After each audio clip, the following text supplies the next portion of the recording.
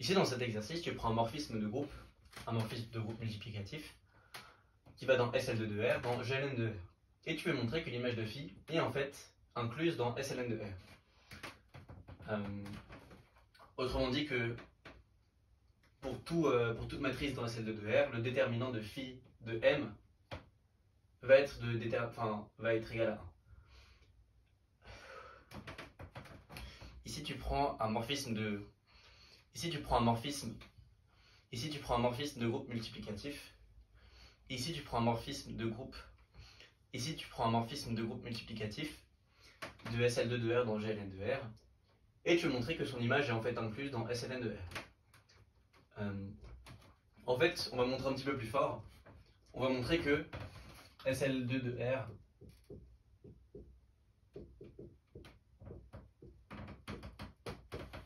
SL2 de R, c'est son propre groupe dérivé. Je veux dire que toute matrice X peut s'écrire comme AB A-1, B-1. Ça veut dire que le groupe dérivé, c'est égal au groupe lui-même. Bah, pourquoi c'est conclu? Parce que ça veut dire que j'ai phi de X, enfin, det de phi de X, c'est égal à det de phi de A, pi de B, phi de A, moins 1, phi de B, moins 1, ce qui est égal à 1. De toute façon, de manière générale, quand j'ai un morphisme dans un groupe abélien, les éléments dérivés comme ça, j'ai pris mes dans le noyau du morphisme. Donc comme on a det rond phi, qui a un morphisme à valeur dans R, qui est abélien, une fois qu'on a montré ça, c'est terminé. Comment on montre ça? On va montrer ça en deux manières, en deux étapes. On va montrer que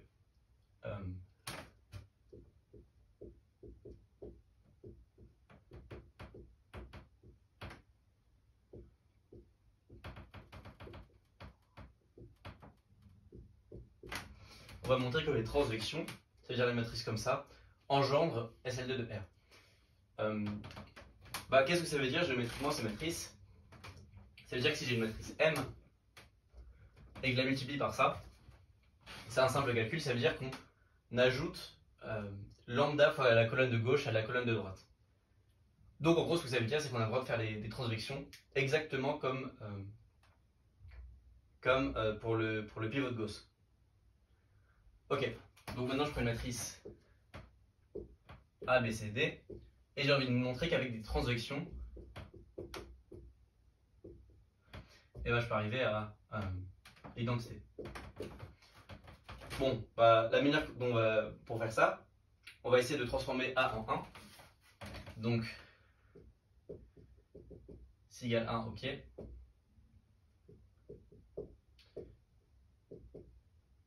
Sinon, si c'est différent de 0, on va faire une transvection, on va ramener... on fait A qui prend A plus...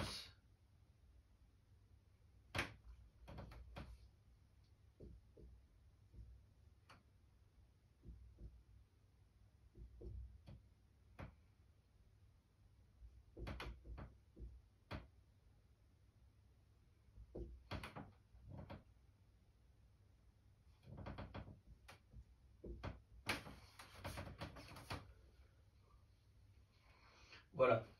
Et si l'élément C est non nul, on ramène la deuxième ligne avec ce coefficient-là. Et du coup, on arrive à A égale 1. Donc, on peut se ramener au cas où A égale 1.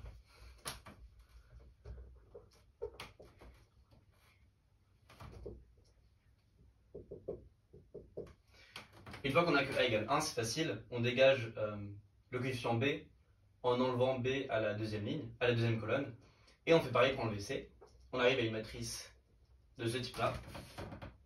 Et comme le déterminant était de 1 au début et qu'il n'a pas été changé par la multiplication par des transvections, on a 1 ici. Donc on a réussi à montrer que ça engendrait SL2. Voilà, donc maintenant pour montrer que le SL2 dérivé c'est SL2, on a juste à le montrer sur ces deux matrices. Parce que si on a que ces deux matrices étaient dans SL2, comme SL2 c'est un groupe, et que ça engendre SL2, et ben on aurait montré que que le groupe dérivé c'est SL2 tout en entier. Et ben en fait, si on regarde 1, 0, 1 lambda,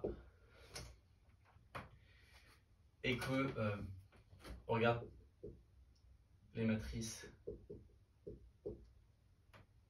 comme ça, bah c'est un rapide calcul de voir que on obtient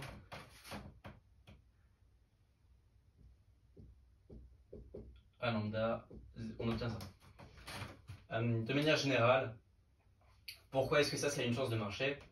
Ben parce que quand on multiplie des matrices, quand on multiplie des matrices qui sont triangulaires supérieures entre elles, les coefficients diagonaux ils sont juste, ils passent juste au produit. Donc ça veut dire que si je regarde les coefficients diagonaux ici et là, ça va rester les mêmes parce qu'on multiplie par A puis par 1 sur A. Et puis de manière générale, quand on veut toucher au coefficient au-dessus de la diagonale, c'est toujours une bonne idée de regarder des conjugaisons par des matrices diagonales. Et le calcul montre que ça marche ici. Ok, donc en particulier, ce qu'on veut faire, c'est que si on prend A égale 2, on a que, si je la note M cette matrice, on a que M est conjugué à son carré. Parce que son carré, le carré de M, ça va être un demi.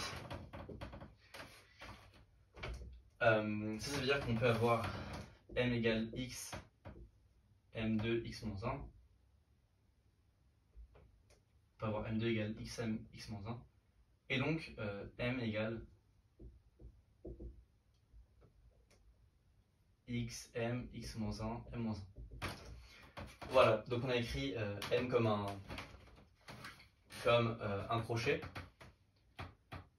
Le même raisonnement marche exactement de la même manière pour l'autre matrice, ou alors on passe à la transposer si on veut. Et donc ces deux matrices sont dans le groupe dérivé qui engendre SL2 et ça conclut.